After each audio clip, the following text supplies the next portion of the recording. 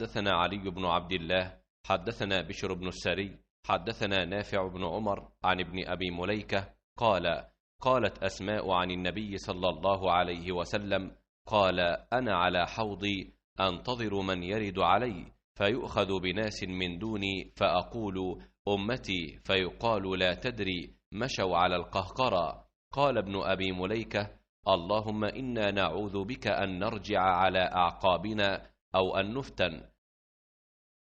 नाफे बिन उमर ने बयान किया, उनसे इब्ने अबी मलीका ने कि नबी करीम सल्लल्लाहु अलैहि वसल्लम ने फरमाया, क़यामत के दिन मैं हौज़े कौसर पर होऊंगा और अपने पास आने वालों का इंतज़ार करता रहूँगा। फिर हौज़े कौसर पर कुछ लोगों को मुझ तक पहुँचने से पहले ही गिरफ़्तार कर लिया जाएगा, तो मैं कहूँगा कि ये तो मेरी उम्मत के लोग हैं। जवाब मिलेगा, क्या आपको मालूम नहीं ये लोग उल्टे पाँव फिर गए थे।